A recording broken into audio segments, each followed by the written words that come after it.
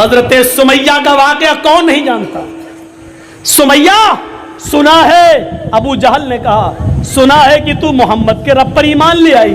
کہنے لگی جب تک چھپا تھا میرا اسلام، اب معلوم ہو گیا تو چھپانے کی ضرورت نہیں. ہاں لائی. کہا چھوڑ دے. کہا نہیں چھوڑ سکتی.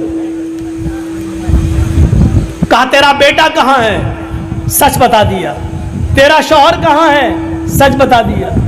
پکڑ کے لاؤ اس کے بیٹے عمار کو، پکڑ کے لاؤ اس کے پتی کو یاسر کو.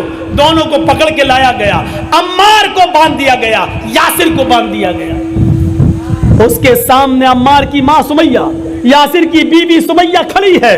کہا اس کے جسم کے کپڑے پھاڑ دو. کپڑے پھاڑ دیے گئے. کما والدت امہا، جیسے آج ہی اس کی ماں نے اس کو پیدا کیا ہو. جیسے بچی ننگی ہوتی ہے پیدا ہوتے ہی، ایسے ہی سمیہ کو کر دیا. کہا پیچھے سے ہاتھ باندھ دو. دونوں ہاتھ پیچھے سے باندھ دیے گئے. کہا ابھی بھی نہیں مانے گی. کہا محمد کے رب سے ایمان چھوڑ دو، یہ ہو نہیں سکتا.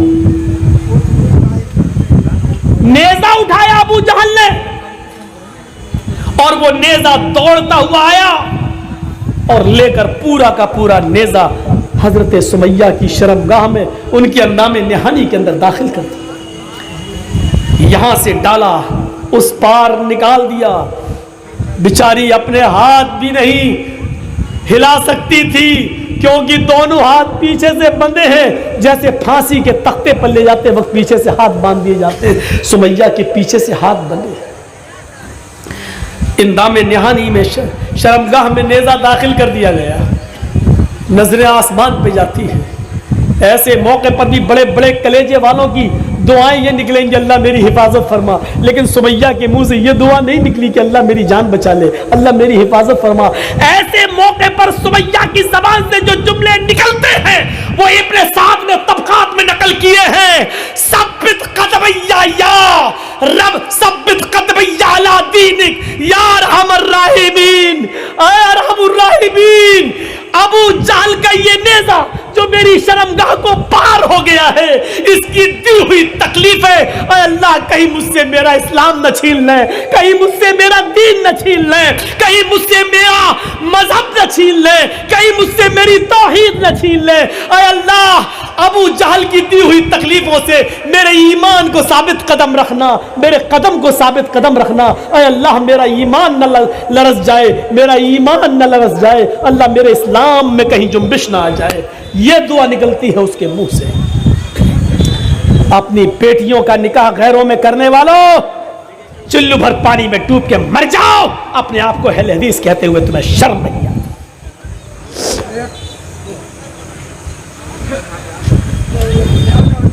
جب تمہاری بیٹی ان کے گھر میں مرے گی نا، موت تو سب کو آئے گی، تو ان کا امام جب نماز جنازہ پڑھائے گا تو جانتے ہو، اللہ اکبر سبحانک اللہم و بحمدک و تبارک اسمک و تعالی جدک و لا الہ غیرک، اللہ اکبر اللہم صلی علی محمد اللہم بارک علی محمد، اللہ اکبر اللہم اغفر لحینا و میتنا و غائبنا و شاہد، اللہ اکبر السلام علیکم ورحمۃ اللہ، السلام علیکم ورحمۃ اللہ. ہو گئی نماز جنازہ. سورہ فاتحہ نہیں پڑھی جائے گی، نہ امام پڑھے گا نہ مقتدی پڑھیں گے.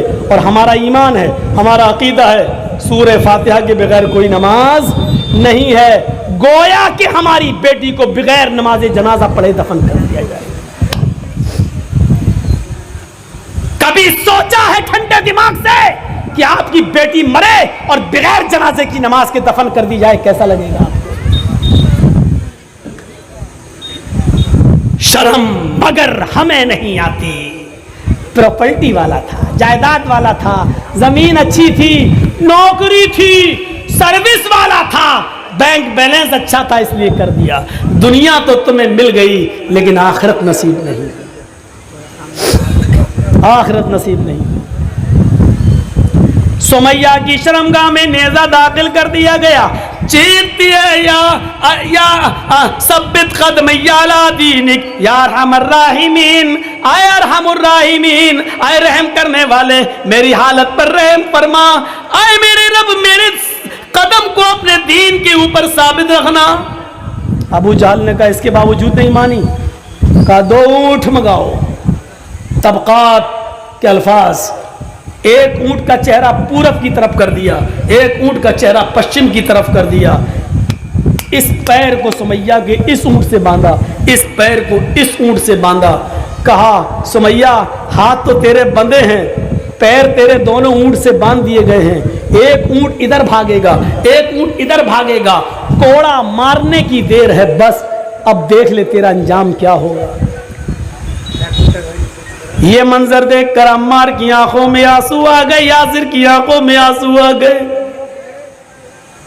سمیہ مسکراتے ہوئے کہتی ہے میرے بیٹے تم کیوں رو رہے ہو؟ میرے شوہر تم کیوں رو رہے ہو؟ اللہ کی قسم، اللہ کی قسم ایسی تقریر کرنے والی عورت پیدا نہیں ہوئی۔ آئے میرے بیٹے عمار، آئے میرے ہسبینڈ، آئے میرے شوہر یاسر، اللہ کی قسم وہ جنت دیکھو مجھے دکھائی دے رہی، اللہ کی قسم وہ جنت کی نعمتیں مجھے دکھ رہی ہیں۔